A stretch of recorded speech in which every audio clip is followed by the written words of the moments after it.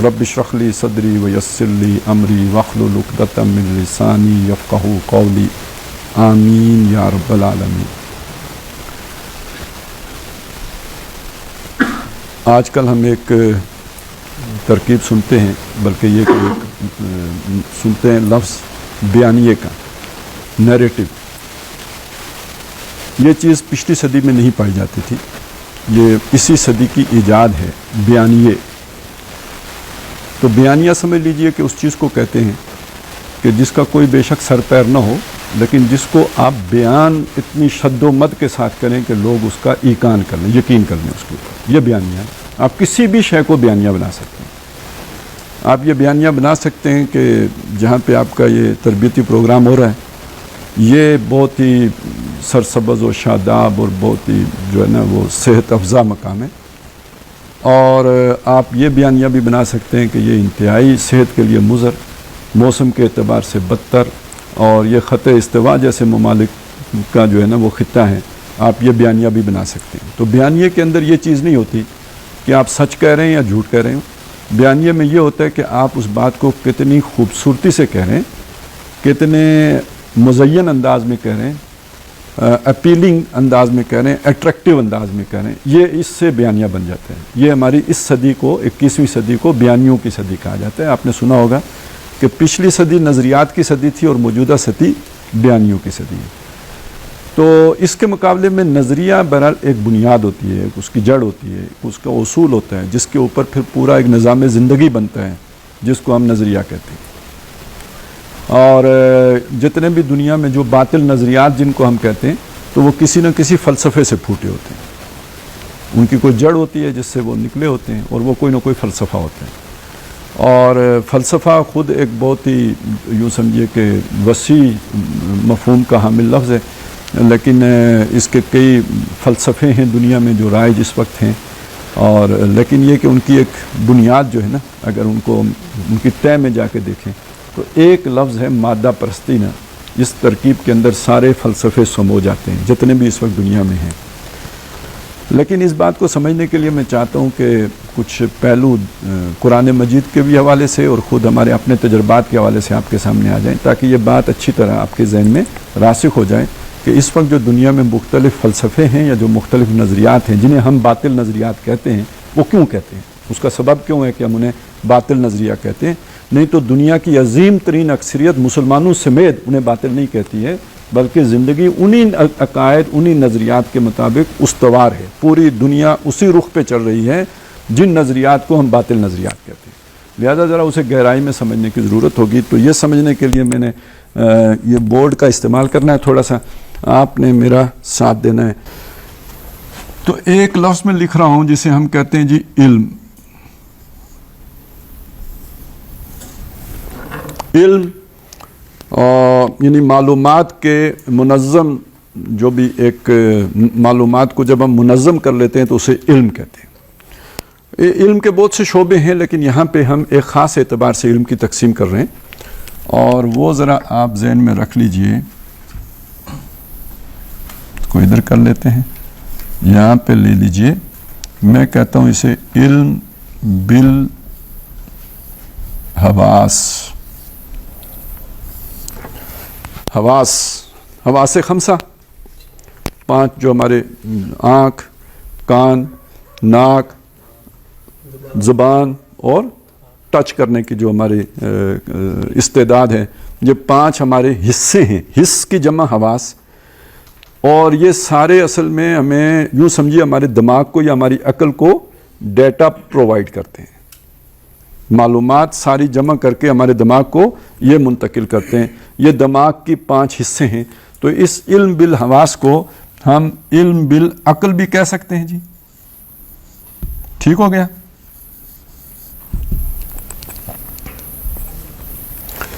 अच्छा, ये जो डेटा हमें प्रोवाइड करते हैं, ये सारा का सारा क्या होता है? ये अशिया के बारे में होते हैं। जितनी भी मालूमात हमें मिलती हैं ये चीज़ों के बारे में होती है। तो हम इसे इल्म बिल अशिया भी कह सकते हैं। इल्मुल अशिया, इल्म बिल अशिया नहीं, इल्मुल अशिया।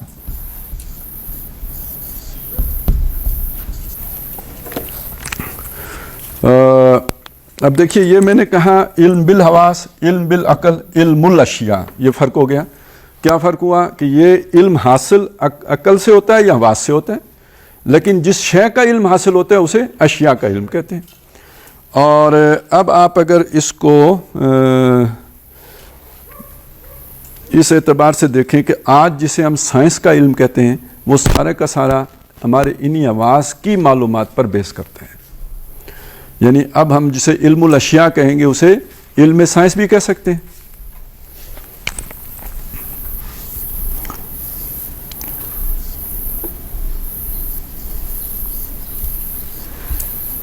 علم سائنس، ٹھیک ہو گیا جی.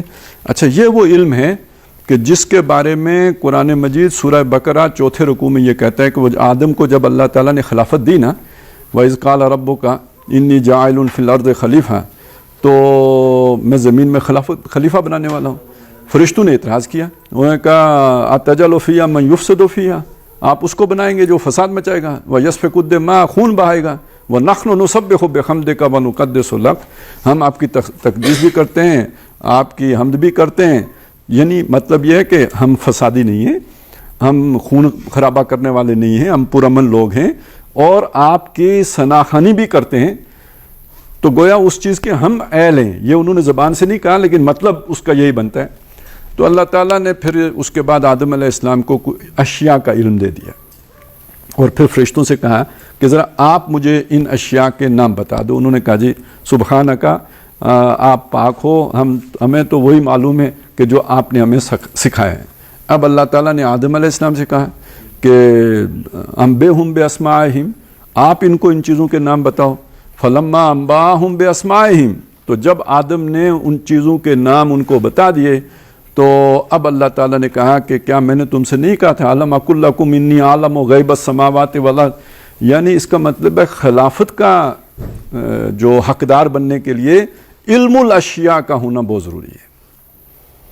خلافت آپ کو ملے گی، نیابت آپ کو ملے گی، وائسرنسی آپ کو ملے گی جب آپ کے پاس علم الاشیاء ہوگا. اس خلافت کا مطلب آپ بے شک دنیا میں رہنے کے طور طریقے لے لیجئے مطلب، یا اقتدار لے لیجئے، جو بھی آپ معنی لے لیں، لیکن یہ کہ برا اس وقت اس کا مطلب آپ یہ ذہن میں رکھ لیں کہ خلافت کی بنیاد وہ علم الاشیاء ہے جو آدم علیہ السلام کو دیا گیا. اب اس کا مطلب کیا ہے؟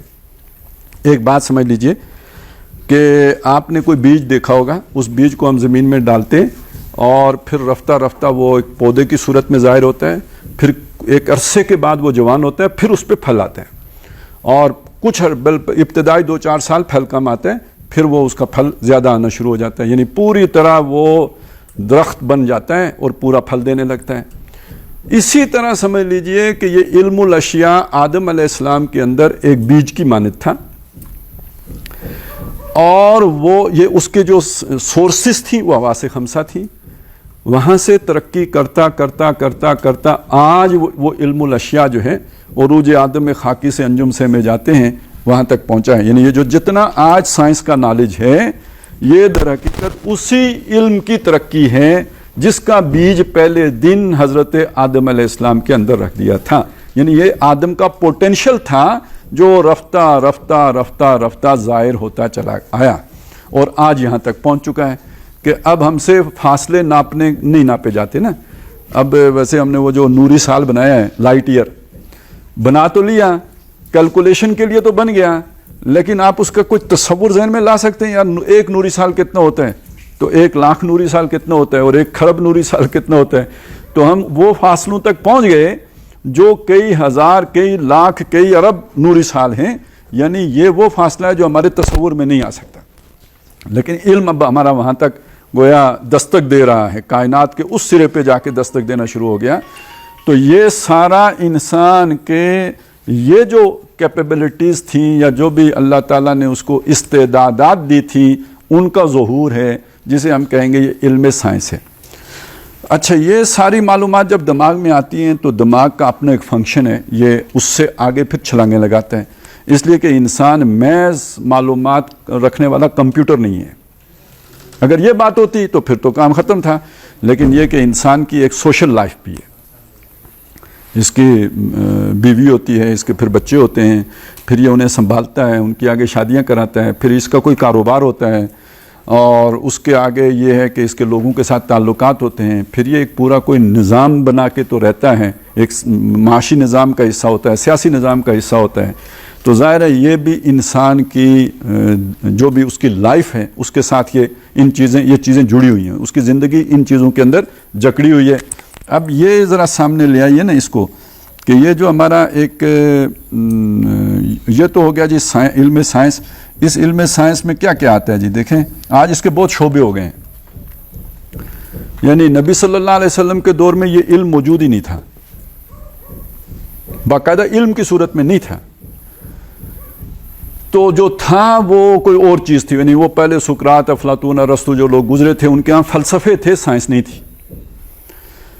اچھا اب یہ جو سائنس پھر وجود میں آئی، پھر سائنس کے مختلف شعبے بنے، جو علم بڑھتا گیا تو اس کے شعبے بڑھانے پڑے، کیا کریں، اس کے بغیر گزارا نہیں ہے. تو موٹے موٹے شعبے جناب آپ کے پاس آ گیا جناب، کیا آ گیا جی؟ جسے آپ کہتے ہیں فزکس، کیمسٹری،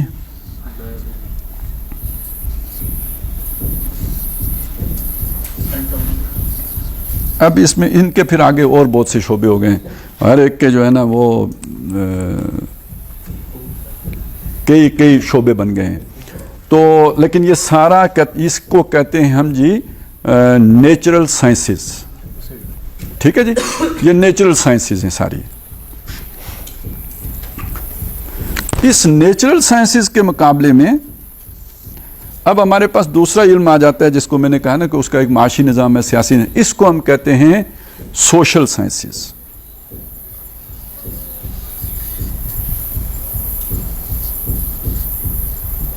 اور اس میں کیا کیا آ جاتا ہے جی؟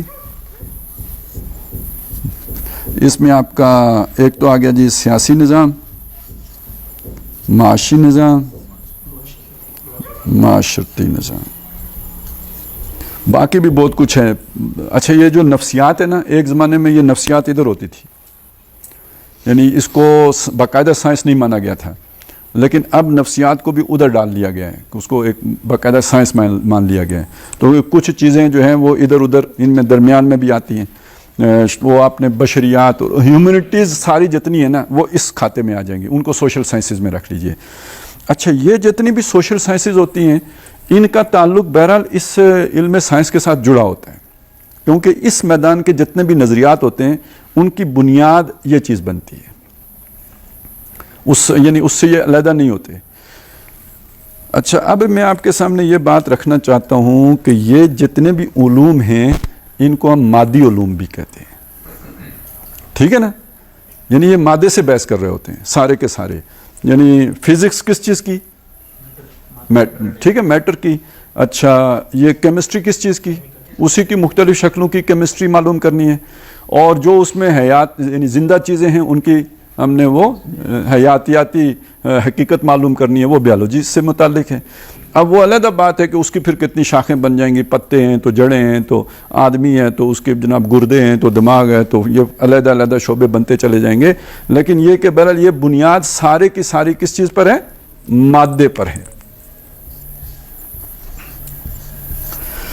یہ ہو گیا جناب جڑ اور بنیاد. کیا شاہ بن گئی؟ جڑ اور بنیاد. مادہ ہے، انسان کا علم ہے سارا، لیکن فوکس کس پہ ہے؟ مادے پر. مادے پر فوکس ہو کے پھر اگلی بات جتنے بھی آپ کے نظریات نکلیں گے نا وہ سارے اسی مادہ، جڑ بنیاد مادہ ہیں.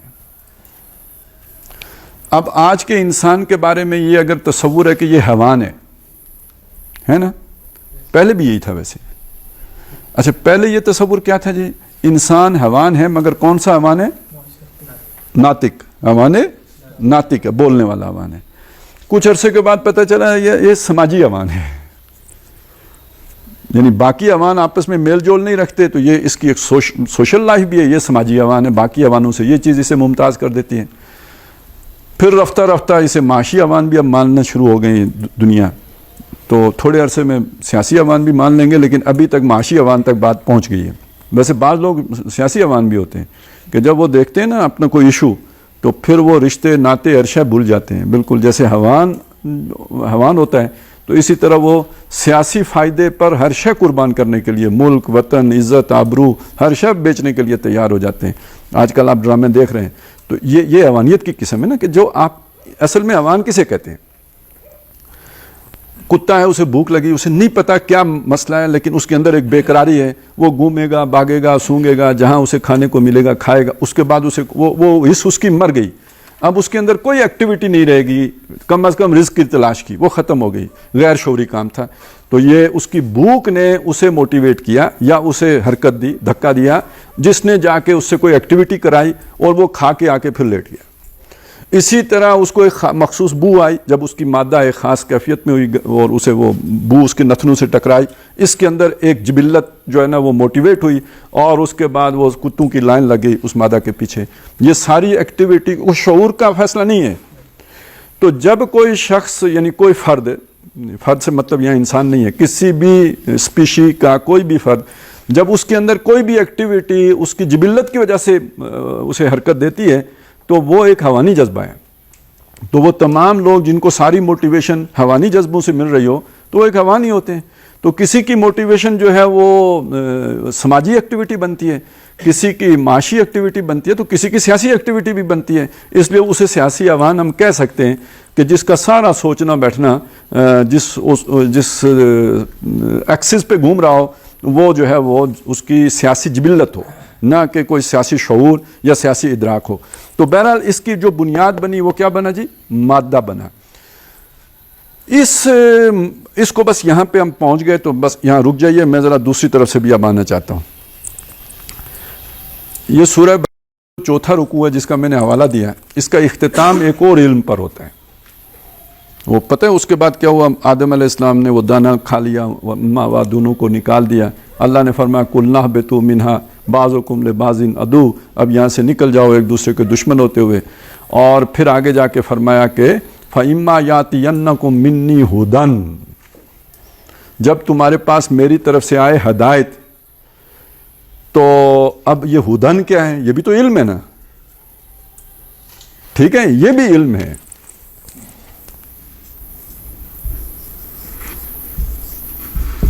یہ بھی ایک قسم ہے علم کی، لیکن اس کو علم بالروح کہیں گے ہم۔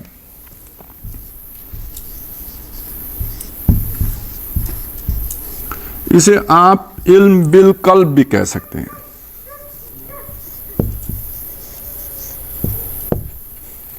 اور اسے آپ علم بالوحی بھی کہہ سکتے ہیں۔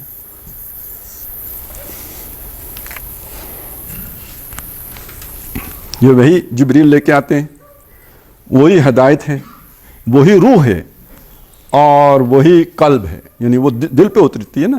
فَإِنَّهُ نَزَّلَهُ عَلَىٰ قَلْبِكَ، اے نبی صلی اللہ علیہ وسلم، اس جبریل نے اس کو لا کے آپ کے دل پر اتارا ہے۔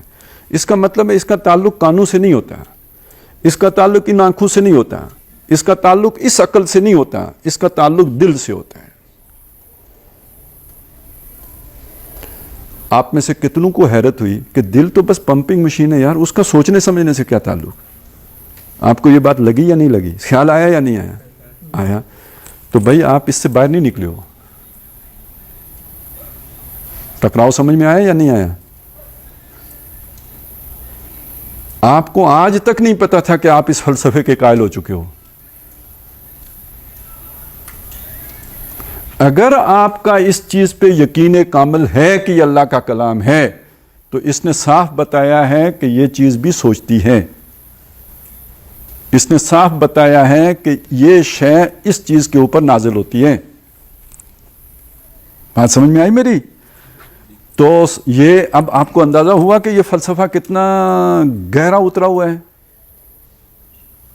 ہمارا دعویٰ تو یہ ہے کہ ہم اللہ کو مانتے ہیں، آخرت کو مانتے ہیں، وحی کو مانتے ہیں، لیکن یہ کہ کچھ نہ کچھ اثر ہمارے اوپر اس کا بھی ہوا ہے۔ میں زیادہ تفصیل میں نہیں جا سکتا کہ حقیقت انسان کیا ہے، لیکن یہ آپ سمجھ لیجئے کہ انسان کے دل کے اندر ایک اور فیکلٹی بھی ہے جسے روح کی فیکلٹی کہتے ہیں، جس کا براہ راست اللہ تعالیٰ کے ساتھ تعلق ہوتا ہے۔ اور یہ رحم مادر میں انسان 4 مرحلوں سے فزیکل وہ شیپس بدل چکی ہوتی ہیں اس کی، نطفہ، نطفے سے علقہ، علقہ سے مضغہ، اور اس کے بعد جو اس کا اگلا مرحلہ ہوتا ہے اس میں لا کے وہ روح اس کے اندر ڈالی جاتی ہے. تو جان تو اس میں پہلے دن ہے, نطفے میں بھی جان ہے نا کہ نہیں ہے, جان تو اس میں بھی ہے, روح ایک علیحدہ شے ہے. اور یہ آدمی جب مر جاتا ہے تو یہ جو جسم ہے یہ مٹی میں جاتا ہے, لیکن اس کی روح جہاں سے یہ آئی ہوتی ہے وہاں واپس جاتی ہے. انا للہ و انا الیہ راجعون. باڈی تو نہیں جاتی اللہ کے پاس واپس, روح واپس اللہ کے پاس جاتی ہے. اور اس جسم کی ساری غذا جو ہے اس کی مادی جسم کی یہ مٹی سے آتی ہے. پیدا بھی مٹی سے ہوا, جب تک زندہ رہا ساری غذا بھی مٹی سے ملی, مرنے کے بعد پھر مٹی میں چلا گیا اور دوبارہ اٹھایا بھی اسی مٹی سے جائے گا. وَمِنْهَا خَلَقْنَاكُمْ وَفِيهَا نُعِيدُكُمْ وَمِنْهَا نُخْرِجُكُمْ تَارَةً أُخْرَى. وہ جو روح ہے وہ اللہ کے پاس سے آئی ہے, مرنے کے بعد واپس بھی اللہ کے پاس جاتی ہے. اس کی غذا کہاں سے آئے گی؟ اللہ کے پاس سے. موسیقی روح کی غذا نہیں ہے, قرآن مجید روح کی غذا ہے. ٹھیک ہو گیا جی.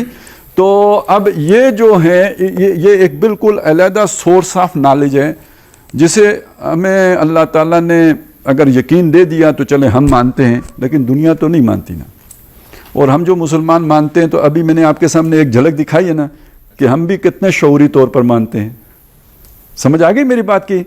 تو دنیا میں اس وقت جو چیز چھائی ہوئی ہے وہ یہ شے ہے. اب اس نے انسان کا کیا تعارف کرایا میں آپ کے سامنے رکھ دیتا ہوں. اس دور کے ایک تو ہمارے پیغمبر ہیں نا, آدم علیہ السلام سے لے کے محمد رسول اللہ تک صلی اللہ علیہ وسلم, جسے ہم ماڈرن ایج کہتے ہیں, اس کے علیحدہ پیغمبر ہیں. پہلا پیغمبر ہے ڈارون.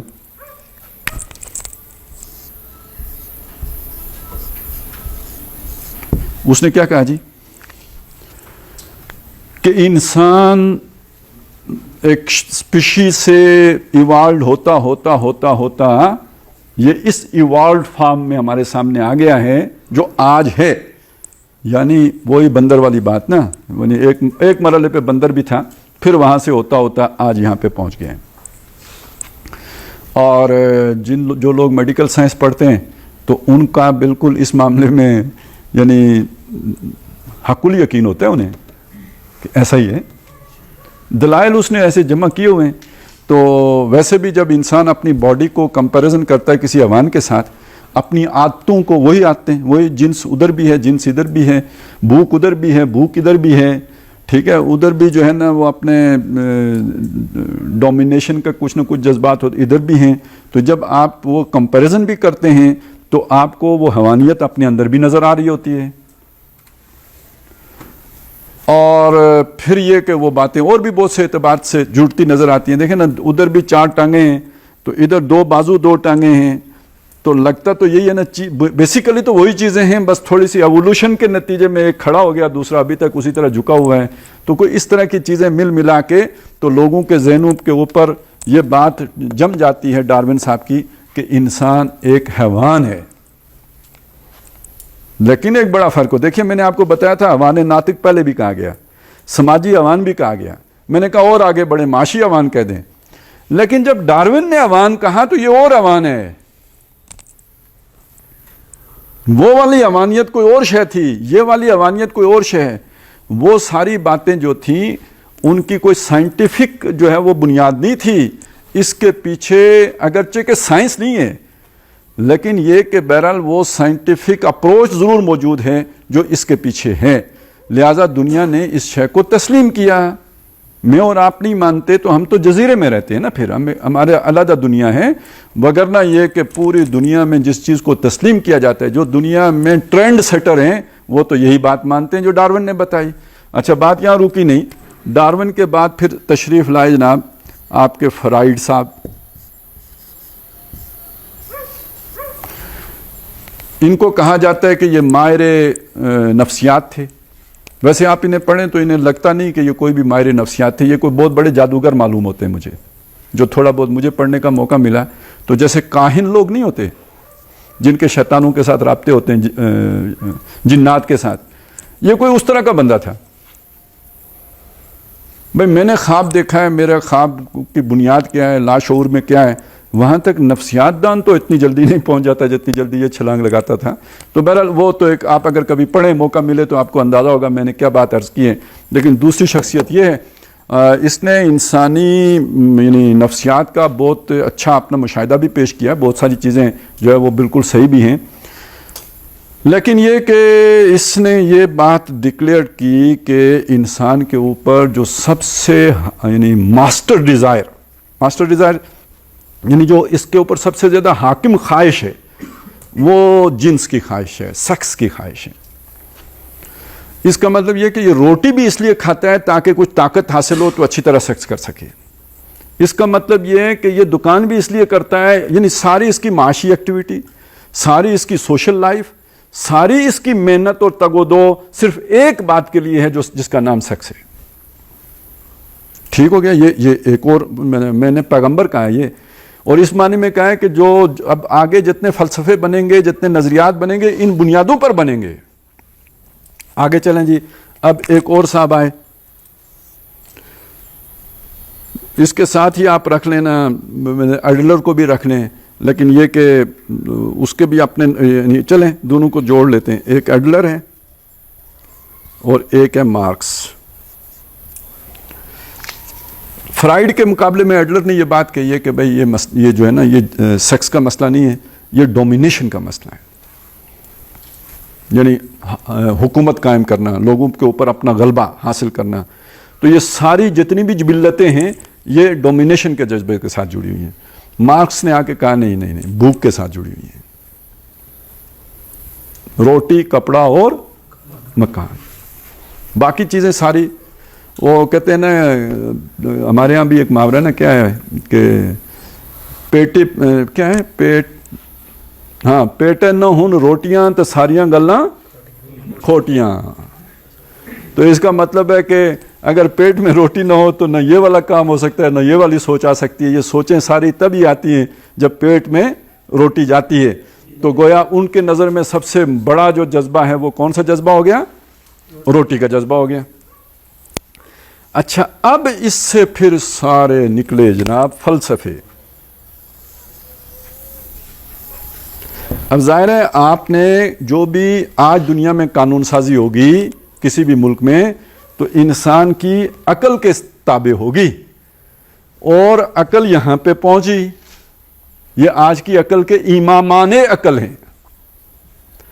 جب ہم قائل ہو گئے کہ انسان ایک معاشی حیوان ہے یا ایک سیاسی حیوان ہے، یا جب ہم قائل ہو گئے کہ یہ ایک جنسی حیوان ہے، تو اب اس پہ ایک بات بنے گی۔ بات یہ بنے گی کہ بھئی حیوانوں کے اوپر تو جنسی اعتبار سے کوئی قدغن تو نہیں ہوتی نا،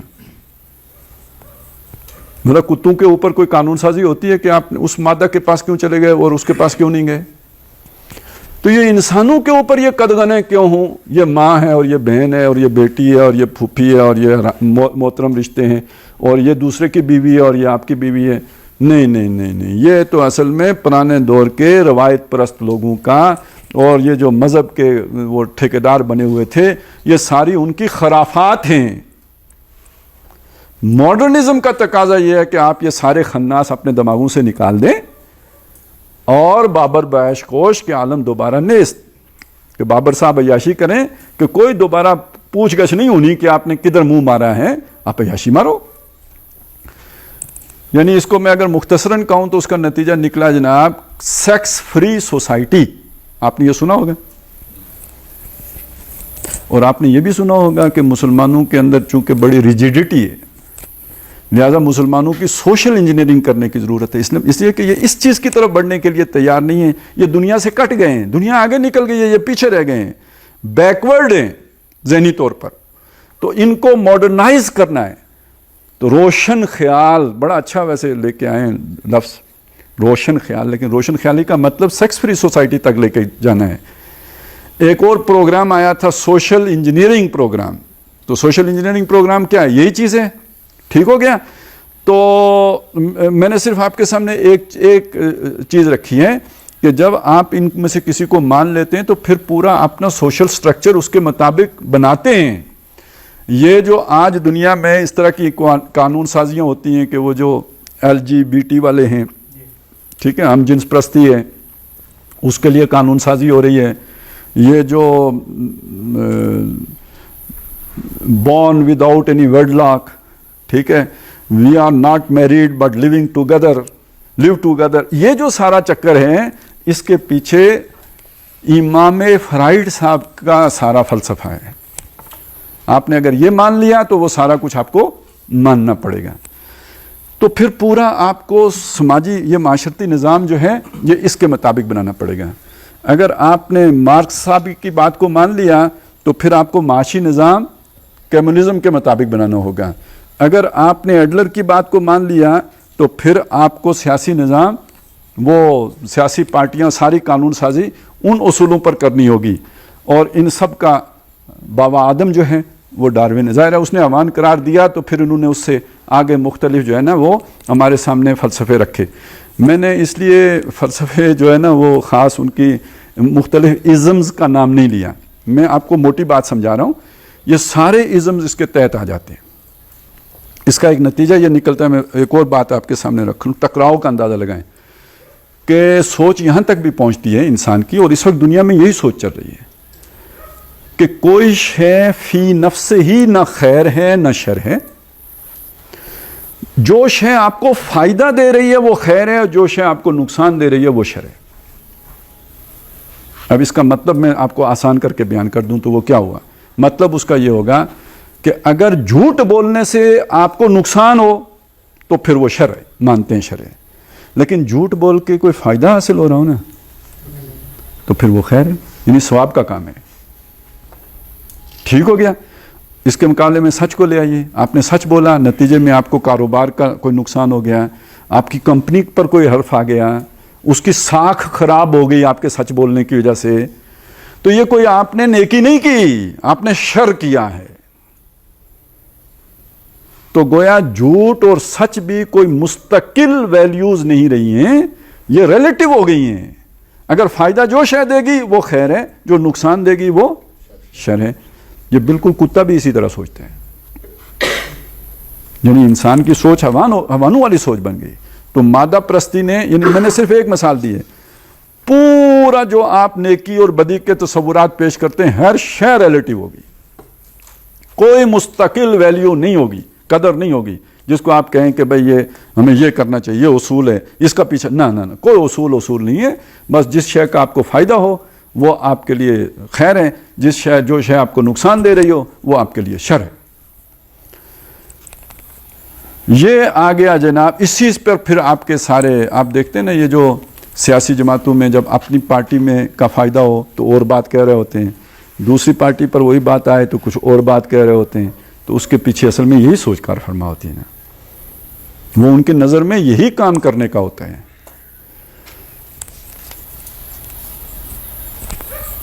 अब आ जाएं, ज़रा इधर आ जाएं।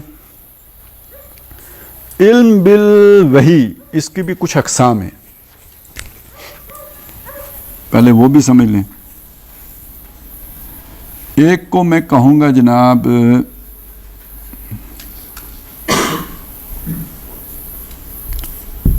किताब कह देता हूँ,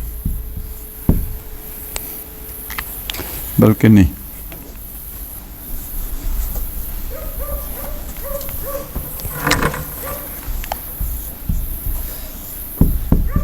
अंबिया, नबी होते हैं, इंसान होते हैं, बट चूजन वन, इसको अल्लाह ने चुन लिया होता है, यानी अपनी उस स्पेशल नॉलेज को देने के लिए। ये वो नॉलेज है जो हमारे इन हवास की गिरफ्त में नहीं आ सकता। जो नॉलेज इस रास्ते से आते हैं वो इधर इन हवास की गिरफ्त में नहीं आ सकता। और इसको हम क्या कहते हैं, इल्म, ईमान कहते हैं। वैसे आप यहाँ ईमान की जगह इल्म का लफ्ज़ ले आएँ, इसे कहते हैं इल्म बिल गैब। गैब उस शय को कहते हैं जो हमारे हवास की गिरफ्त में नहीं आती। जो हवास की गिरफ्त में नहीं आती वो गैब है। तो उस गैब को मानना जो हमें दिखाई नहीं देती, जो हमें सुनाई नहीं देती, जिसको हम छू नहीं सकते, हम चख नहीं सकते, जिसको हम सूंघ नहीं सकते, उसको मानना, तो ये तो बड़ा मुश्किल काम हो गया या नहीं हो गया। खूगरे पैकरे महसूस थी इंसान की नज़र, फिर कोई अनदेखे खुदा को मानता क्यों कर। तो जितना साइंस का इल्म आगे बढ़ता चला जाएगा, गैब पर ईमान उतना ही मुश्किल होता जाएगा। यानी पहले वक्तों में आप देखें ना, ये जो हिंदुओं के देवता थे, ये भी तो इल्म बिल गैब ही था ना। ये जितने भी मुशरिकाना ओहम प्रस्तियां थी, सारा गैब ही की बातें थी ना। یعنی اس کے لیے کوئی علمی بنیاد نہیں تھی، انہوں نے اس کو سب کو اختیار کر لیا۔ اب جب سائنس آئی تو اس نے کہا علم تو صرف وہ ہوتا ہے جو حواس کی گرفت میں آتا ہے، جو اس کے سوا ہے وہ علم نہیں ہوتا۔ بڑی مہربانی کی سائنسدانوں نے، ویسے وہ بھی شریف لوگ ہیں، انہوں نے یہ کہا کہ ہم یہ بھی نہیں کہتے کہ یہ شے نہیں ہے، کیونکہ سائنٹیفکلی پرووڈ نہیں ہے کہ نہیں ہے۔ نہیں سمجھ آئی؟ مثلا اللہ تعالیٰ ہے یا فرشتہ ہے، چلیں فرشتے کی ذات ہے، ہم سائنسی طور پر نہیں ثابت کر سکتے کہ فرشتہ ہے، چلیں ہم یہ بھی نہیں کہتے کہ نہیں ہے، کیوں کہ ہم سائنسی طور پر یہ بھی نہیں ثابت کر سکتے کہ نہیں ہے، لہذا پتہ نہیں ہے کہ نہیں ہے۔ اب آپ سوچئے اس کا نتیجہ کیا نکلا؟ نہیں نتیجہ نکلا نا، ہمیں اسے غرض ہی نہیں ہے، ہمارے علم میں نہیں ہے کہ نہیں ہے۔ ٹھیک ہو گیا؟ تو جن چیزوں کو ہم کہتے ہیں کہ جو ہمارے حواس کی گرفت میں نہیں آ سکتی، یعنی ہماری عقل میں نہیں سما سکتی، ان پر ہم اس علم کی بنیاد پر یقین رکھتے ہیں۔ اس کو کہتے ہیں ایمان، اس کو کہتے ہیں علم بالغیب۔ تو علم بالغیب در حقیقت سائنس کی ضد ہے، اس کا متضاد ہے۔ سائنٹیفکلی پرووڈ چیز کو علم بالغیب نہیں کہیں گے، وہ علم بالشہادہ ہے، وہ تو سامنے چیز ہے۔ اللہ آ کے سامنے کھڑا ہو جائے تو وہ غیب تو نہیں رہا، تو پھر علم بالغیب کدھر ہے؟ فرشتہ آپ کے سامنے آیا، اچھا میرا اور آپ کا ایمان فرشتے پر غیب کا ہے، محمد رسول اللہ کا تو غیب کا نہیں ہے۔ ٹھیک ہو گیا نا؟ ہمارا آخرت کا ایمان غیب کا ہے، وہ معراج پہ جا کے ساری آخرت دیکھ کے آ گئے، ان کا غیب کا نہیں ہے۔ کل جب ہم مر جائیں گے اور اس کے بعد اللہ فرشتے ہمارے سامنے آ جائیں گے، اب غیب کا علم نہیں ہے، اب ہمارا تجرباتی علم ہو گیا ہے، اب وہ سائنس ہے، ہماری آنکھوں نے دیکھ لیا ہے۔ جب ہم دوزخ کو آنکھوں سے دیکھ لیں گے، جنت کو آنکھوں سے دیکھ لیں گے، اب ایمان بالغیب نہیں ہے، اب تو عین الیقین ہے۔ ٹھیک ہو گیا؟ بات سمجھ میں؟ لیکن اس دنیا میں ان حواس کے ساتھ ہم ان حقائق کو نہیں جان سکتے جو وہی آ کے ہمیں بتاتی ہے، لہذا ان کو ہم کہیں گے یہ ایمان بالغیب ہے۔ اور یہاں آ کے ہمارے اس علم کا اس کے ساتھ ایک ٹکراؤ پیدا ہو جاتا ہے۔ اچھا جب یہ ٹکراؤ پیدا ہو جاتا ہے تو اب اس میں ایک بڑی دلچسپ بات ہے، وہ پہلے سمجھ لیتے ہیں۔ میں نے ابھی سائنس ساری بات کہی، تو یہ اس علم کی جو سورس ہے وہ کون ہے؟ انبیاء ہیں۔ یہ علم اصل میں اس کا منبع کہاں سے آیا؟ یہ انبیاء تو ذریعہ ہے نا، ٹھیک ہے، اللہ کے پاس سے، تو سورس تو اللہ تعالیٰ ہے نا، وہی اس کا ذریعہ ہے۔ یہ جو سائنس کا علم ہے یہ مشاہدے پر مبنی ہے، مگر یہ کس شے کا مشاہدہ کرتی ہے؟ اشیاء کا، کائنات کا۔ یہ کائنات اور یہ اشیاء کا خالق کون ہے؟ اللہ ہے۔ اب آپ سوچئے کہ یہ جو علم بالوحی ہے، اس کا اس سائنس کے ساتھ ذریعے کے اعتبار سے تو ٹکراؤ ہو سکتا ہے، لیکن ان کے درمیان کوئی تضاد ہو سکتا ہے کہ وہی یہ کہہ رہی ہو کہ بھائی پانی جو ہے یہ تو بنا ہے نائٹروجن سے، اور سائنس بتا رہی ہو کہ نہیں ہائیڈروجن سے بنا ہے؟ یہ ہو سکتا ہے؟ نہیں ہو سکتا۔ کیوں؟ یہ تو تب ممکن تھا کہ یہ وہی کسی اور کے پاس سے آئی ہوتی اور یہ کائنات کسی اور نے بنائی ہوتی۔ جب کائنات اسی نے بنائی کہ جس کے پاس سے وہی آ رہی ہے، تو سائنس میں اور وہی میں کنٹراڈکشن نہیں ہو سکتی۔ پروون فیکٹ کی بات کر رہا ہوں، یہ پروون فیکٹ نہیں ہے جو ڈارون نے چیزیں پیش کی ہیں، یہ سائنس نہیں ہے، یہ سائنس کی بنیاد پر اس کے نظریات ضرور ہیں، سائنس نہیں ہے، تھیوریز ہیں۔ اسی طرح یہ جو فرائیڈ کی بعض باتیں ہیں، یہ بھی جو ہے اس کا ایک تو اس کا مشاہدہ ہے، وہ سائنس ہو سکتا ہے، لیکن اس کے اب وہ لاشعور کے بارے میں جو بھی نظریات ہیں وہ کوئی جو ہے حتمی سائنس نہیں ہے۔ تو بہرحال اس کو اب آپ یہاں تک سمجھ لیجئے کہ بنیادی طور پر فزکس، کیمسٹری، بیولوجی، ان کا وحی کے ساتھ کوئی ٹکراؤ نہیں ہے، بلکہ جوں یہ علوم آگے بڑھ رہے ہیں وحی کی حقانیت ثابت ہی ہو رہی ہے۔ سنریہم آیاتنا فی الآفاق وفی انفسہم حتی یتبین لہم انہ الحق۔ پہلی بات تو یہ ہو گئی۔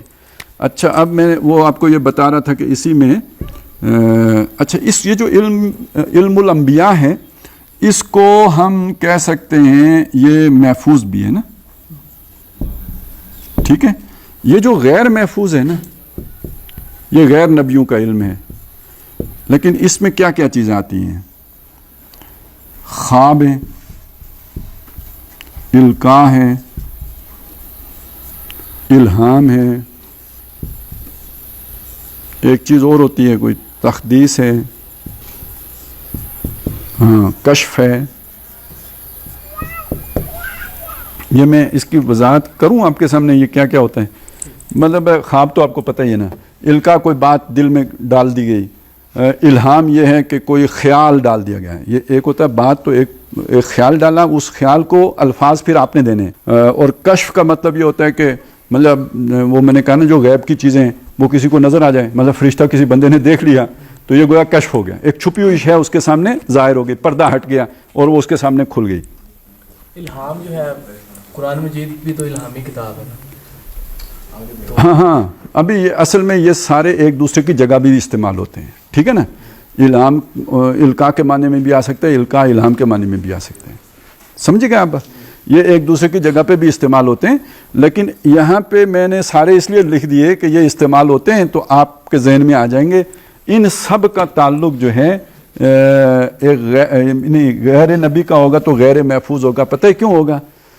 اس لیے غیر محفوظ ہوگا کہ خواب انسان کو جو آتا ہے وہ اللہ کی طرف سے بھی آ سکتا ہے اور شیطان کی طرف سے بھی آ سکتا ہے. اچھا دونوں سورسز غیب کی سورسز ہیں، ہمیں جن بھی نظر نہیں آتا. اب شیطان نے میرے خواب لایا ہے یا رحمان نے لایا یہ مجھے نہیں پتہ چلے گا. القاء کا بھی یہی ہوگا، شیطان کا بھی القاء ہوتا ہے. الہام کا بھی یہی ہوگا، شیطان بھی الہام کرتا ہے. تحدیث بھی شیطان کی طرف سے بھی کوئی بات آ سکتی ہے.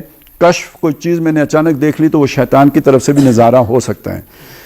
تو اس لیے ہم اسے کہتے ہیں غیر نبی کا جب یہ کچھ ہوگا نا تو وہ محفوظ نہیں ہے. لیکن یہی چیزیں اگر نبی کے ساتھ جڑی ہوئی ہوں گی تو وہ محفوظ ہوں گی، اس میں شیطان کا دخل نہیں ہو سکتا.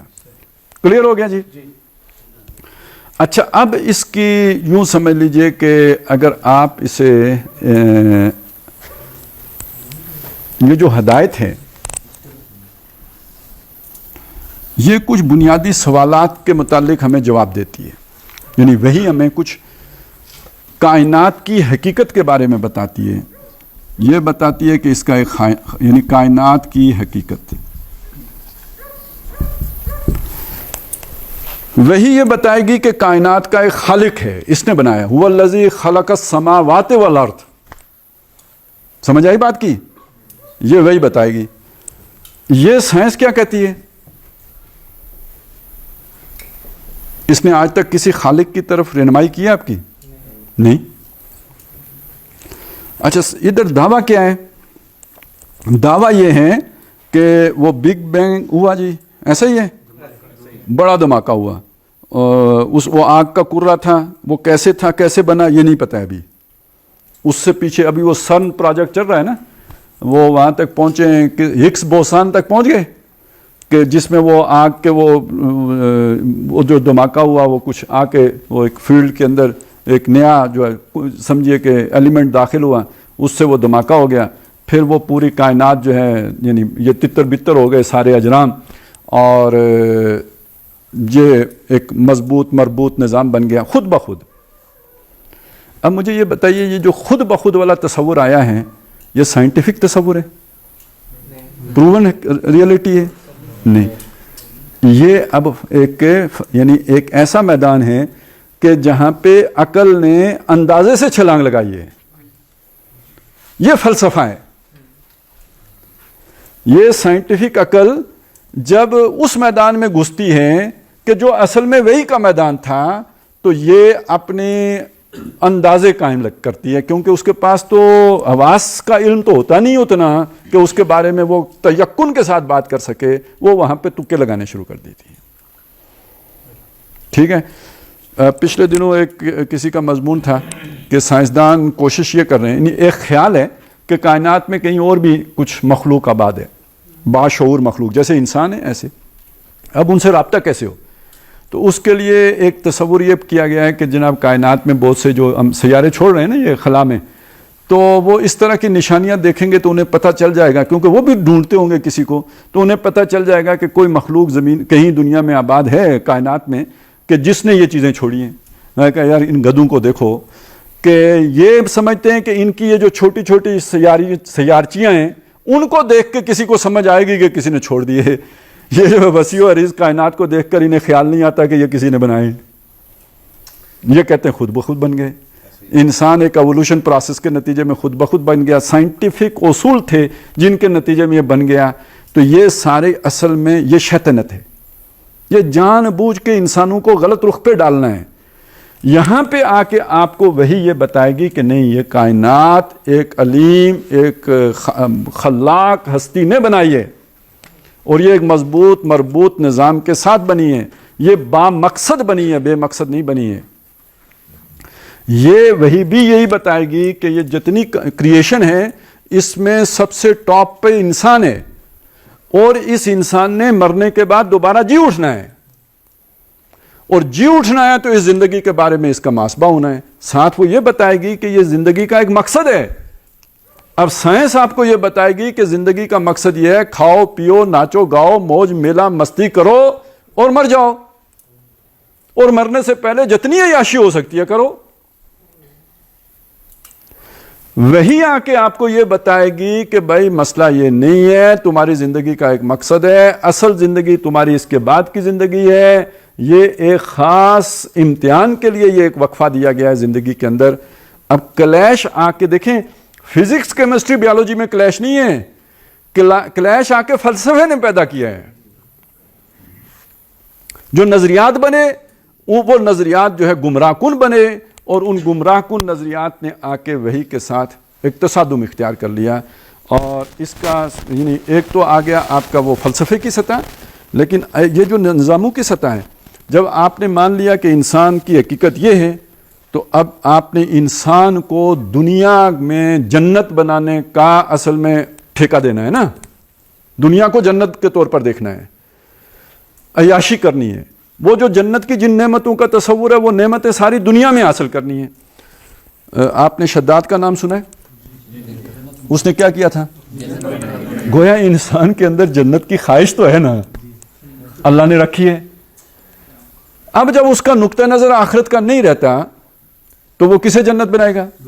دنیا کو جنت بنائے گا. آپ کیا سمجھتے ہیں شداد کے بعد دنیا کو جنت بنانے کا خیال کسی کو نہیں آیا؟ یار یہ سائنس ساری لگژریز جو بنا کے ہمیں دے رہی ہے، کائے کو دے رہی ہے؟ دنیا کو جنت بنانے کے لیے دے رہی ہے نا. آپ چھوٹے ہیں، آپ میں سے کوئی پتہ نہیں، میں یاد دلاؤں، ایک ہم جب پی ٹی وی ہوتا تھا کلم کلا، اس پہ ایک ایڈ آتی تھی کہ ٹرپلٹ جس گھر میں جائے گھر جنت بن جائے. سمجھ آئی؟ ایک مطلب یہ جیسے فریزر نہیں ہوتا تو ڈیپ فریزر، وہ 3 خانوں والا ڈیپ فریزر تھا نا، تو وہ جس گھر میں وہ چلا جائے گا وہ گھر کیا بن جائے گا؟ جنت بن. اس کا مطلب جنت تو یہ جتنی لگژریز آپ جمع کریں گے جنت بنے گا. ویسے آپ سوچیں شداد کی جنت، اس میں ایئر کنڈیشن ہوا ہوگا؟ نہیں. اس میں کوئی آپ یوں سمجھ لیجئے کہ جو سہولتیں ہمیں کوئی گاڑی ٹویوٹا کوئی سیوک وغیرہ اس کا کوئی تصور ہوگا؟ پنکھا بھی نہیں ہوگا، اس میں بجلی بھی نہیں ہوگی، کچھ بھی نہیں. تو ہماری جنت ایک کٹیا غریب کی جو ہے نا، اس میں بھی شداد کی جنت سے زیادہ نعمتیں موجود ہیں. ایک اور بات کی طرف آؤں، یہ جو ٹیکنالوجی کے جنات ہم نے قابو کیے ہیں، ٹیکنالوجی کے جنات، آپ سوچیں آدم علیہ السلام، سلیمان علیہ السلام کا بھی ایک ہوائی جہاز تھا نا، وہ صبح کے وقت بھی کوئی جو ہے نا وہ ایک سفر طے کر لیتا تھا مہینے کا، 2 مہینے کا، 1 مہینے کا، یا شام کے وقت بھی اتنا کر لیتا تھا. ہمارا جٹ اس سے زیادہ تیز نہیں ہے. سلیمان علیہ السلام کے پاس جنات تھے جو غوطے لگاتے تھے سمندر میں. ہمارے غوطہ خور ان سے زیادہ دور، یعنی ہماری آبدوزیں، ہماری ٹیکنالوجی، ہمارے کیمرے کدھر کیا ڈھونڈ کے لے کے آ جاتے ہیں. تو یہ جو ٹیکنالوجی ہے یہ سمجھیے جنات سے بھی زیادہ بڑی شے ہے جو انسان نے قابو کر لی ہے. 220 وولٹ کا کرنٹ جن کو بھی لگے تو کہیں ہو جائے گا.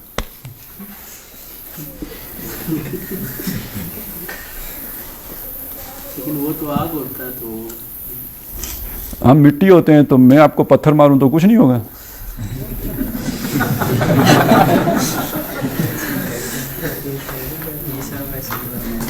تو یہ سمجھ لیجئے، یعنی آج کے انسان کے پاس ٹیکنالوجی کے ہاتھ میں آنے کے بعد وہ طاقت آ گئی ہے کہ جو مطلب ایک طرح سے فرشتوں کی طاقت کہیے نا، کالا عفریت من الجن، اس سے بھی بڑھ کر طاقت آ گئی ہے. اور دوسری طرف یہ جو سائنس اور ٹیکنالوجی نے اس کے ارد گرد اس کی زندگی کو اتنا خوبصورت بنا دیا ہے، اتنا مزیدار بنا دیا ہے کہ شداد کی جنت سے بڑی جنت بن گئی ہے. اب اگر آپ کہیں تو میں اس کو مٹاؤں، میں کہیں اور جانا چاہتا ہوں. اچھا، جو حقیقتیں اس نے بتائی ہیں، سب سے پہلی حقیقت خالق کائنات کی بتائی ہے اس علم نے، ٹھیک ہے جی، ہیں اس کی اہمیت بیان کی ہے. دوسری کیا ہے جی؟ آخرت. اور تیسری انسان کی حقیقت. ٹھیک ہے. اچھا، اس نے بھی بتایا، اس نے یہ بتایا کہ خالق کائنات کو چھوڑ دو، کائنات کی بات کرو. آخرت کو چھوڑو، دنیا کی بات کرو. یہ جو انسان ہے، انسان کی اصل اس نے روح بتائی ہے، اور اس نے انسان کی اصل اس کا جسم یا مادہ. ٹھیک ہو گیا جی؟ یہ تین چیزیں آپ ذہن میں رکھ لیں. خالق کے کائنات کے مقابلے میں کائنات، یعنی اللہ تعالیٰ نے انسان کو اپنا، یعنی اللہ کو پہچاننے کی جتنی بھی صلاحیتیں اور تجسس اور کیپیبلٹیز دی تھیں، وہ انسان نے ساری فوکس کس پہ کر دی؟ کائنات پر. اور کائنات کی سٹڈی وہ کرتا ہے، دوربینیں بھی لگا کے کرتا ہے، نوری سال دیکھتا ہے کتنے فاصلے، اور خوردبینیں بھی بنا کے ایک پتا اور پتے کے اندر کی بھی پتہ نہیں کیا کیا وہ سارا کچھ ڈھونڈ کے نکالے گا. خالق کائنات کے بارے میں اتنا بھی نہیں سوچے گا یہ بنایا نظام کس نے ہے. ٹھیک ہو گیا؟ وہ جو میں نے کہا نا مادہ پرستی، تو اس کا ایک مظہر آپ کو سمجھ آ گیا. یہ سب کی سوچ یہ بن گئی ہوئی ہے. اگلی بات دیکھیے، آخرت کی زندگی وہ سائنٹیفکلی تو ثابت نہیں ہے، وہی سب سے زیادہ زور آخرت پر دے گی. اور رجحان کیا ہوگا سارے کا سارا؟ دنیا کا. اور میں نے آپ کو بتایا تھا کہ ہماری دنیا آدم علیہ السلام کی دنیا سے بہت مختلف ہے. ان کی دنیا کیا تھی؟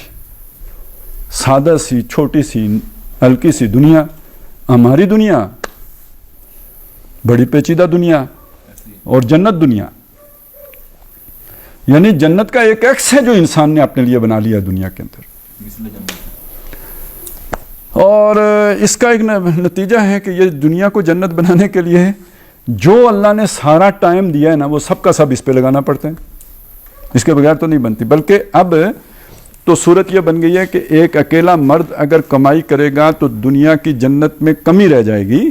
میاں بیوی دونوں مل کے اگر کمانے والے ہوں گے تو جنت زیادہ وسیع ہوگی، زیادہ سہولتوں والی ہوگی. ٹھیک ہو گیا؟ نہیں یہ سوچے ہیں معاشرے میں یا نہیں ہیں؟ اچھا، نہیں یہ ہندو ہی میں ہیں یا سکھوں میں ہی ہیں یا انگریزوں ہی میں ہیں یا ہم مسلمانوں میں بھی آ گئی ہیں؟ تو اس کا مطلب یہ ہے کہ وہ جو یہ آخرت والی جنت ہے، یہ ہم اللہ سے دعا کرتے ہیں کہ دے دے. اس کے لیے ہم کوشش کرنے کے لیے تیار نہیں ہیں. لیکن دنیا والی جنت کے لیے ہم کوشش بھی کرتے ہیں، اور اگر کچھ خدا خوفی ہو تو کوئی دعا بھی کر لیتے ہیں، ربنا آتنا فی الدنیا، اللہ دنیا ہی دے، دنیا ہی دے، اور بھی دے. اور سورہ یاسین بھی دنیا کے لیے پڑھیں گے، نماز بھی دنیا کے لیے پڑھیں گے، حج بھی دنیا کے لیے کریں گے. ٹھیک ہو گیا؟ اگلی چیز آ گئی، یہ بڑا چکر ہو گیا. یعنی میں نے آپ کو بتایا بڑے بڑے دیندار، ان کو بھی انسانی روح کا نہیں پتہ ہے. جسمانی ضرورتوں کا پتہ ہے، روح کا بالکل نہیں پتہ ہے. انسان اس روح سے بالکل غافل ہو گیا. ویسے قرآن مجید میں اللہ تعالیٰ نے ایک بات کہی ہے کہ وَلَا تَكُونُوا كَالَّذِينَ نَسُوا اللَّهَ، ان لوگوں کی طرح نہ ہو جانا جنہوں نے اللہ کو بلا دیا، خالق کائنات کو بلا دیا. تو پھر اللہ نے کیا کیا؟ فَأَنْسَاهُمْ أَنفُسَهُمْ، اللہ نے انہیں اپنے آپ سے غافل کر دیا. اب آپ اس کا کیا مطلب ہے؟ کوئی آدمی اپنے پیٹ سے غافل ہو سکتا ہے؟ نہیں ہو سکتا. اپنے جنسی جذبے سے غافل ہو سکتا ہے؟ اپنے دنیا کے تعلقات سے غافل ہو سکتا ہے؟ تو پھر کیا مطلب ہے اپنے آپ سے غافل ہونے کا؟ روح سے غافل ہونا. جب آپ روح سے غافل ہوتے ہیں تو پھر کیا ہو جاتے ہیں؟ اولئک هم الفاسقون. یہ فاسقون کیا ہوتا ہے؟ جو اپنے اس مادی وجود کے لیے کسی اصول کا پابند نہیں ہوتا، کسی ضابطے کو اپنے اوپر لاگو نہیں کرتا، عیاشی کا خوگر ہوتا ہے، جسے ہم آج کل اباحیت کہتے ہیں، لبرلزم، ہر شے جائز ہے، جو مرضی کرو، آپ کو سیٹسفیکشن حاصل ہونی چاہیے، اطمینان، جسمانی اطمینان، قلبی اطمینان کی بات نہیں ہے، جسمانی اطمینان کی بات ہے۔ اگر آپ یہ میری ساری بات سمجھ گئے ہوں تو آپ کو ایک بڑا مشکل سوال کا جواب مل جائے گا کہ کبھی کسی نے دشمن کے بچوں کو پڑھایا؟ نہیں۔ تو یہ دشمن کے بچوں کو پڑھانے کے گانے ہم کیوں ریلیز کرتے ہیں؟ دشمن کو خوش کرنا نا، یہ ایجوکیشن ہے جو ہمیں یہ پڑھاتی ہے، یہ لارڈ میکالے کا نظام تعلیم ہے جو ہمیں اس سے کاٹتا ہے، اس لیے دشمن کے بچوں کو پڑھانا ہے اتنے پیسے خرچ کر کے، تاکہ وہ وہی سے کٹ جائیں۔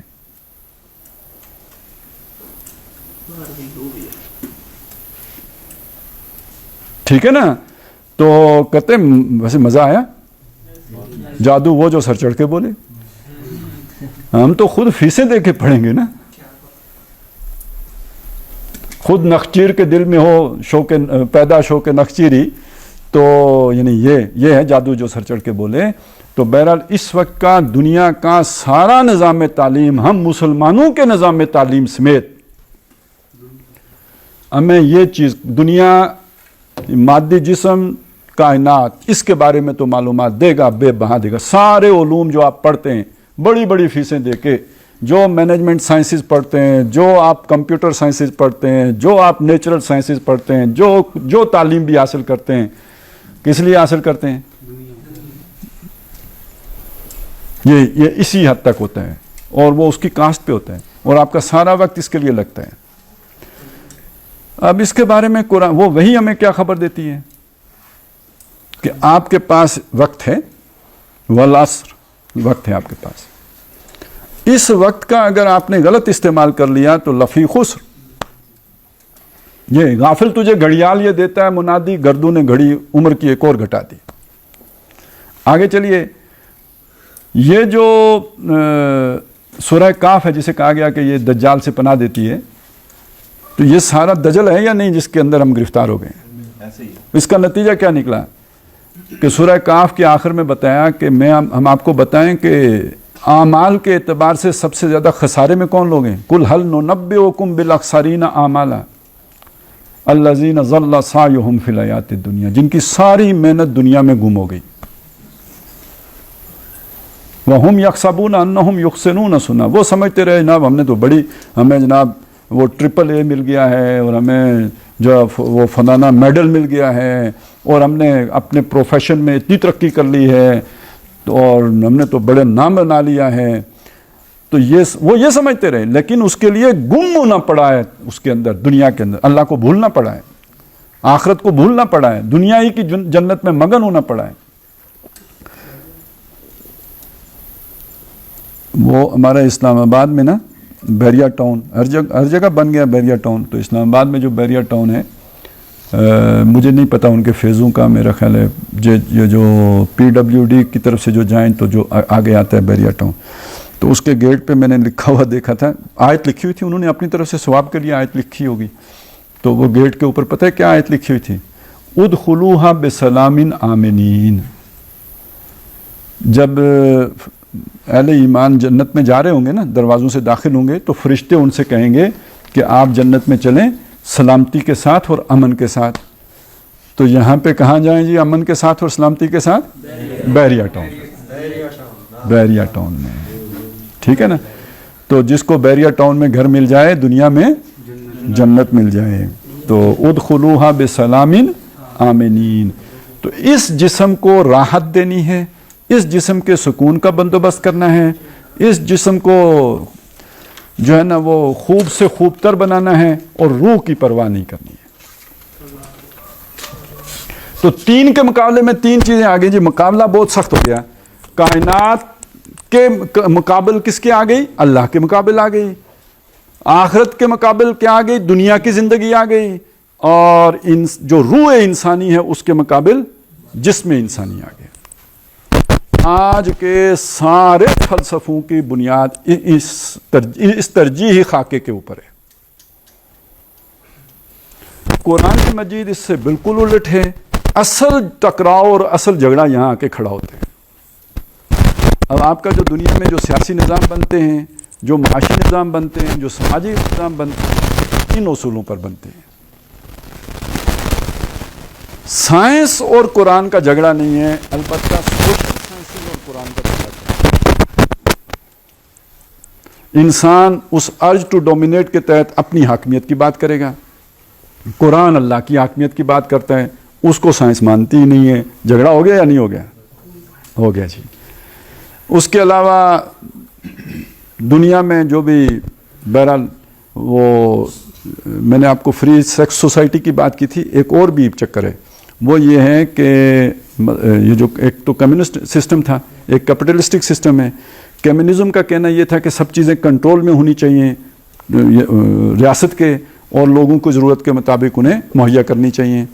لیکن یہ کہ کیپٹلسٹک سوسائٹی کا کہنا اس کے برعکس ہے کہ انسان نفع کا پجاری ہے. یہ اپنے نفع کے لیے پرفارمنس بہتر کرتا ہے، لہذا فری اکانومی سسٹم ہونا چاہیے. لوگ زیادہ سے زیادہ نفع کمانے کے لیے مارکیٹ کو بہتر طور پر لے کے چلیں گے. اوپر سے کوئی قانون سازی کے ذریعے سے نہ قیمتیں کنٹرول ہونی چاہیے، نہ کوالٹی کنٹرول کی کوئی بات کرنی چاہیے. شعور پیدا کریں لوگوں کے اندر، تو لوگ خود بخود جو سرمایہ دار ہیں وہ بہتر پروڈکشن لے کے آئے گا اور کم سے کم قیمت پہ دے گا تاکہ زیادہ سے زیادہ نفع کما سکے. تو ایکسیلنس آئے گی جب آپ لوگوں کو کھلی چھٹی دیں گے. اور اس میں جو بنیادی پرابلم آتی ہے وہ یہ کہ ملکیت کا تصور انسان کے لیے دیا جاتا ہے. اس معاشی نظام کھڑا اس پہ ہوتا ہے. قرآن مجید توحید کی بنیاد پہ جو معاشی نظام دے گا وہ امانت کی بنیاد پہ ہوتا ہے. ملکیت اللہ کی ہے، لہو ما فی السماوات و ما فی الارض. سماجی نظام کی بنیاد یہاں پہ اگرچہ کہ بہت قرآن کے قریب آ گیا، وہ جو تصورات تھے نا اونچ نیچ کے، یہ برہمن ہے، یہ شودر ہے، وہ دنیا نے اب ختم کر دیے. لیکن ایک نئی بنیاد پر اونچ نیچ آ گئی ہے. یہ امیر ہے، یہ غریب ہے. یہ طبقے تو وجود میں آ گئے نا، یہ تو دنیا مانتی ہے نا آ گئے. قرآن مجید یہ بھی نہیں چاہتا کہ اس طرح کی طبقاتی جو ہے وہ تقسیم آئے کہ لا یکون دولتم بین الاغنیاء منکم. دولت تمہارے صرف امیروں ہی کے درمیان گردش نہیں کرنی چاہیے، وہ نیچے بھی جانی چاہیے. تو اس معاشی جو اونچ نیچ ہے اس نے سماجی اونچ نیچ کو جنم دے دیا ہے. آپ ذرا اس چیز کو ذہن میں رکھیں کہ مدینے میں جب پہلی دفعہ کسی نے دوسری منزل والا مکان بنایا، حضور نے گروا دیا. تو گویا کوئی نہ کوئی قدغن لگے گی نا، یہاں پہ کوئی قدغن نہیں ہے. تو بہرحال اصل جو جھگڑا ہے وہ جھگڑا ہے اس سطح پہ جو سوشل سٹرکچر ہوتا ہے یا جو سوشل سائنسز ہیں. اب اس میں بس ایک آخری بات آپ کے سامنے رکھ دوں. اب میں آپ کو ایک بات بتاؤں، یہ جو وحی ہے نا، وحی یہ ہمیں ہماری عقل کے مطابق رہنمائی دیتی ہے. یعنی عقل پر وحی حاکم ہے، لیکن وحی آپ کو اتنی بات بتائے گی جتنی آپ کی سمجھ میں آتی ہوگی. اس کو یوں سمجھ لیجئے کہ آپ کوئی پرائمری سکول پڑھتے بچے کو پی ایچ ڈی کا مقالہ تو نہیں پڑھا سکتے نا. اللہ تعالیٰ نے یہ جو قرآن مجید ہمیں دیا ہے نا، یہ اگر موسیٰ علیہ السلام کے دور میں لوگوں کو دے دیتے تو ان کے سمجھ میں نہیں آنا تھا. ٹھیک ہو گیا؟ بات سمجھ میں آئی؟ یہ ایک بات ہے. دوسری بات یہ ہے کہ حضرت موسیٰ علیہ السلام کے بعد تقریباً 1400 سالوں کے بعد حضرت عیسیٰ علیہ السلام آئے. ان کے 600 سال کے بعد نبی صلی اللہ علیہ وسلم آئے. تو حضرت عیسیٰ علیہ السلام سے 600 سال پہلے جو 3 شخصیات گزری ہیں، میں ان کا نام لوں گا.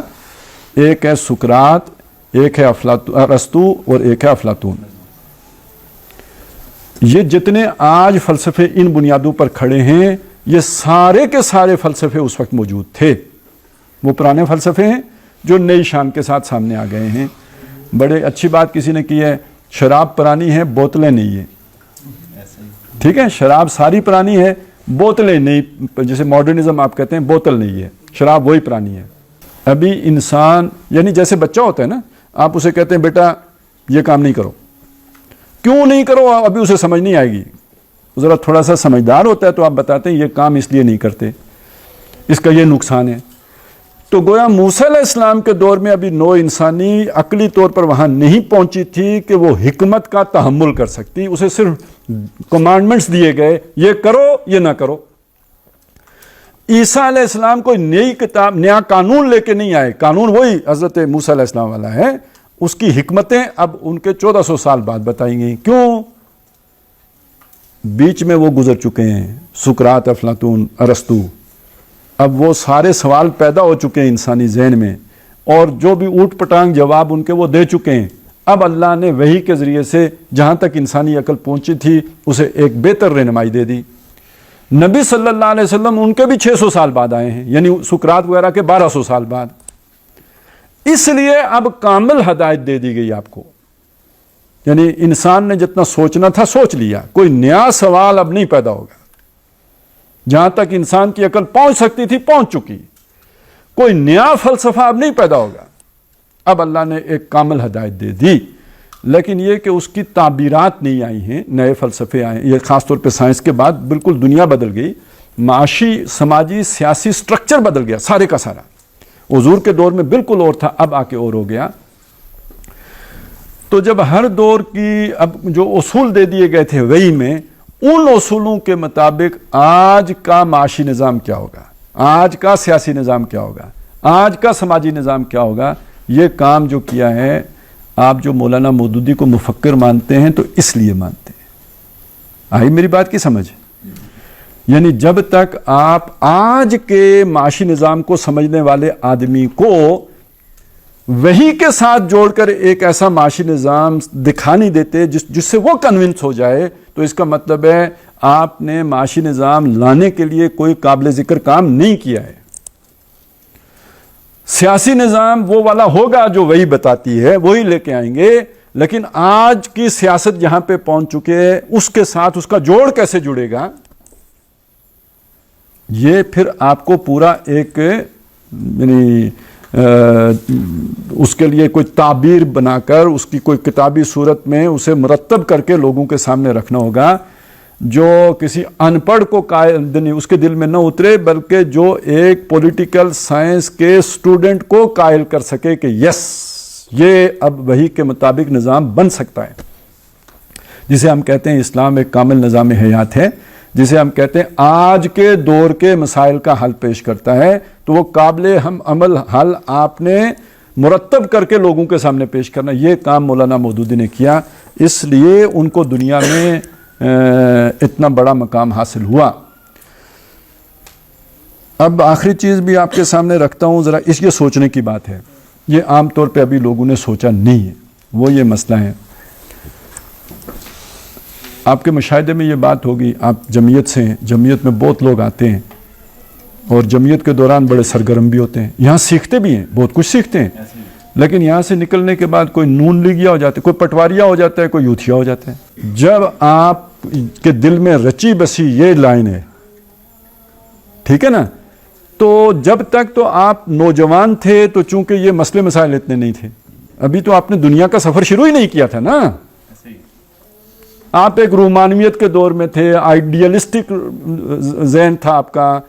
جب آپ کو ریئلسٹک ہونا پڑا, اور جب آپ کے بیوی آ گئی, جب آپ کے بچے ہو گئے, جب آپ نے کوئی سیاسی وہ حساب کتاب جوڑا, یہ جماعت اسلامی تو نہیں جیتتی, تو ادھر کون ساری زندگیاں کیسیاں دیتا رہے, سیاسی کیسیاں, ایسا ہی ہے نا.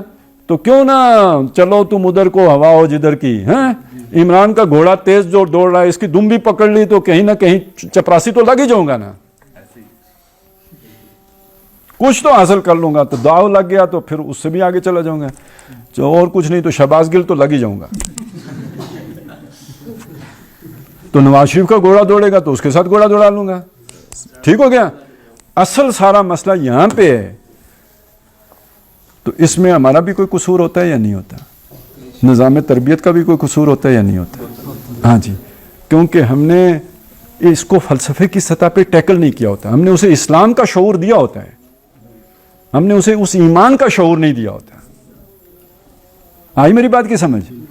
یہ وہ شے ہے کہ جس کی کمی ہے, جس کی وجہ سے ہمارا قیمتی جو عنصر ہے, بلکہ وہ جو برین ڈرین کی اصطلاح نہیں ہے, تو ہمارا جو ہے نا وہ صلاحیتیں یعنی ہمارا بہتر پوٹینشیل وہ ڈرین کر جاتا ہے ان جماعتوں کی طرف جو بہرحال اسی مادی سوچ کی حد تک دنیا میں جن کی چلت پھرت ہے، وہ انہیں اپنی طرف کھینچ لیتی ہیں۔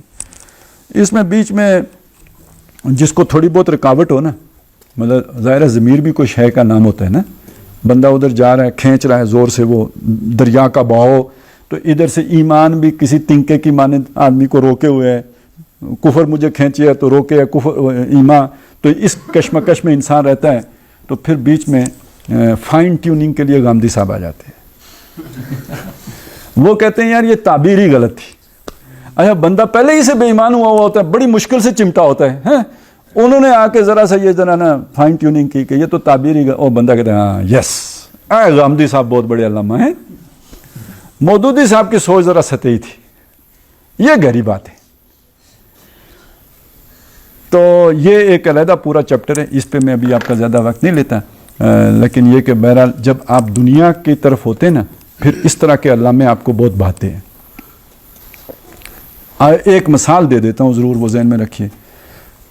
قرآن مجید میں ایک بستی کا ذکر ہے کہ جن کی معاش جتنی بھی تھی وہ مچھلیوں پر تھی، مچھلی شکار کرنے پر تھی۔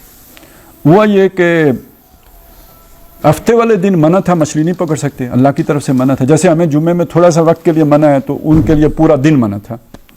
اب مچھلیوں نے ڈرامہ شروع کر دیا۔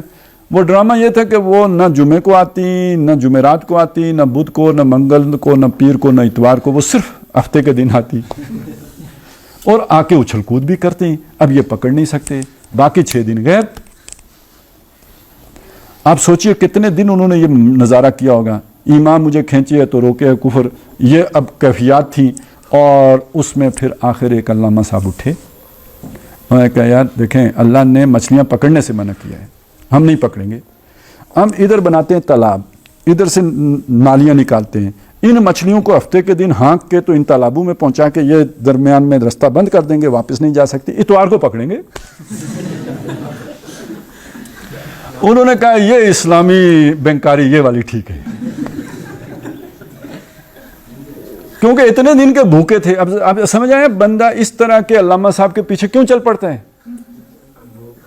یہ مادہ پرستی کی بھوک ہے جو اسے ادھر لے کے جاتی ہے۔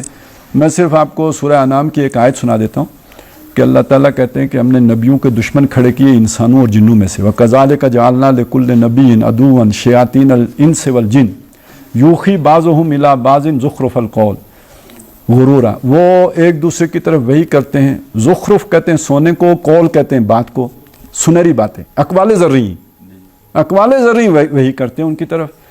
غرورا ہوتا دھوکہ ہی ہے، یعنی ان کے اندر ککھ نہیں ہوتا، جھوٹ ہوتا ہے۔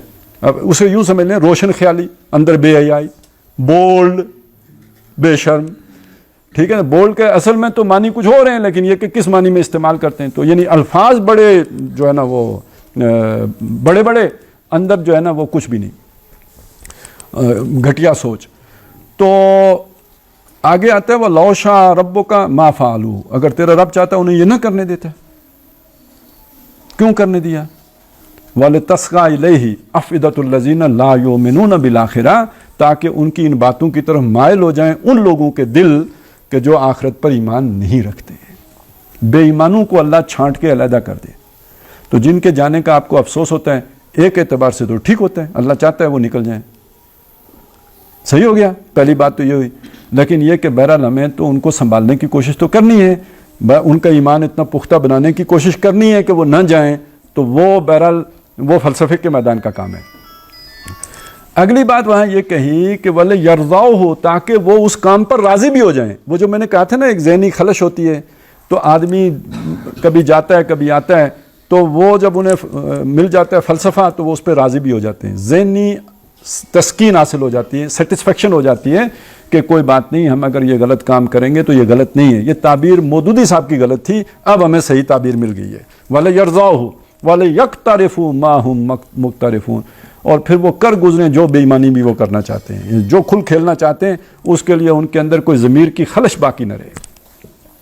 تو یہ چیز سمجھ لیجئے، یہ سارا اصل میں دنیا ہی کی محبت ہے، دنیا ہی کی وہ جو بھی دام ہم رنگ زمیں ہے اس میں گرفتاری ہے، دنیا ہی کا دجل و فریب ہے کہ جس میں آدمی الجھ کے یہ مختلف فلسفوں کا شکار ہوتے ہیں. یہ سارے فلسفے کائے کو ہوتے ہیں؟ یہ زخرف القول غرورا ہیں یہ سارے فلسفے. اور یہ سارے فلسفے ان لوگوں کو اپیل کرتے ہیں جو آخرت کے اعتبار سے بے ایمان ہوتے ہیں, دنیا کی زندگی کو چار چاند لگانا چاہتے ہیں, ان کو یہ اپیل کرتے ہیں. اور ان کو یہ اس لیے اپیل کرتے ہیں کہ وہ اتوار کے دن یا ہفتے کے دن مچھلیاں پکڑنے کا کوئی رستہ نکل آئے, ضمیر کی خلش بھی باقی نہ بچے, اور وہ جو بھی کرتوت کرنا چاہتے ہیں اسے کھلے دل سے کر لیں, کوئی رکاوٹ ان کے آگے باقی نہ رہے. تو یہ ساری چیزیں جو ہیں یہ اس سے زیادہ, یعنی اس سطح پہ آج کے دور میں یہ والا ایمان ایک ذہین آدمی میں پیدا کرنا یہ دنیا کا سب سے مشکل ترین کام ہے. اور یہ کام ابھی تک ہماری اسلامی تحریکوں میں نہیں ہوا ہے. جو کام تبلیغی جماعت کر رہی ہے, ایمان کی محنت کا کام وہ کر رہی ہے, لیکن اس میں ایک بنیاد کا فرق ہے, اسے سمجھ لیجئے, یہ آپ کو آسانی سے سمجھ آ جائے گا. کہ دیکھیں, ایک ہوتا ہے فوجی, اس کو ڈسپلن کا عادی بنایا جاتا ہے. ڈسپلن کا عادی بنانے کے لیے کیا کیا جاتا ہے؟ Left right left left right left right turn left turn about turn you turn, ٹھیک ہے. وہ اسے مشین بنا دیتے ہیں. کچھ عرصے کے بعد وہ ایک وسل بجتی ہے تو ٹھک, جیسے کمپیوٹر کوئی کام کرتا ہے, جیسے روبوٹ کوئی کام کرتا ہے, تو ویسے ہی وہ اس کی عادت ویسی بن جاتی ہے. اس کو ہم کہتے ہیں کہ آپ کسی کا بیہیویئر بدل دیں تو اس کا ایٹیچیوڈ بدل جاتا ہے. ٹھیک بات ہے, ایسا ہی ہوتا ہے. لیکن جو ایک ذہین آدمی ہوتا ہے, جس کا پورا کنٹرول اس کے شعور کا, اس کے عقل کے پاس ہوتا ہے, اس کے بیہیویئر تابع ہوتا ہے اس کے ایٹیچیوڈ کے. اس کے ایٹیچیوڈ کو آپ نہیں اس کے بیہیویئر کو آپ نہیں بدل سکتے جب تک کہ اس کا ایٹیچیوڈ نہ بدلے. اس کا ایٹیچیوڈ بدلا جاتا ہے اس کے دماغ کو اپیل کر کے, آرگومنٹ کے ذریعے سے سمجھا کر. تبلیغی جماعت ان لوگوں کے اندر ایمان پیدا کر رہی ہے کہ جو ایٹیچیوڈ جن کا بدلتا ہے بیہیویئر کے بدلنے سے. ان کو آپ لے کے جاؤ 40 دن, ان کو لے کے جاؤ 4 مہینے, ان کو لے کے جاؤ ایک وقت تک اپنے ساتھ رکھو, ایک ایکسرسائز میں ڈالو, ان کے اندر ایمان پیدا ہو جائے گا. یہ جو لوگ آپ کو چاہیے یہ اس طرح کے لوگ نہیں ہیں. وہ ایکسرسائز نہیں کر سکتے. ان کو آرگو کرنا ہوگا, ان کو سمجھانا پڑے گا, ان کے دماغ کو اپیل کرنی پڑے گی. یہ سائنٹیفک ذہن کے لوگ ہیں. ان کے جو بھی ریشنل کو اپیل کر کے تو ان کے ایٹیچیوڈ میں تبدیلی لائی جائے گی, وہ تبدیلی ان کے بیہیویئر کو بدلے گی. یہ ریورس پروسیس ہے. یعنی یہ, لیکن تبلیغی جماعت کی یہ محنت اپنی جگہ پہ ٹھیک ہے, ایمان کی محنت, یہ ایمان کی محنت آپ کو بھی کرنی پڑے گی. لوگوں کو اس ایمان ان کے اندر گہرا اتارنا پڑے گا, لیکن اس کے لیے آپ کو فلسفہ منطق کو کام میں لانا پڑے گا. ان فلسفوں کا توڑ کرنا پڑے گا, اور یہ توڑ کس کے ذریعے سے ہوگا؟ قرآن مجید کے ذریعے سے.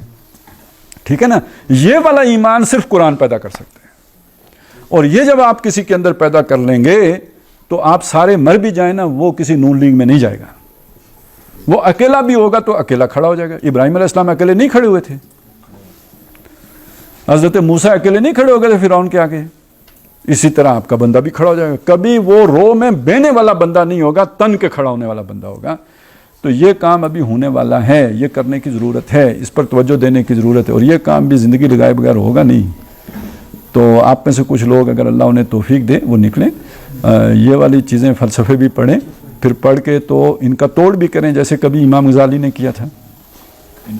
تو اللہ تعالیٰ آپ کو اس کی بھی توفیق دے. اس کا بھلا یہ ہوگا کہ پھر جو جمعیت میں آئے گا تو پھر کسی نون لیگ میں نہیں جائے گا, پی ٹی آئی میں نہیں جائے گا, نہ پٹواری بنے گا, نہ یوتھیا بنے گا, بلکہ وہ اللہ کا سپاہی رہے گا.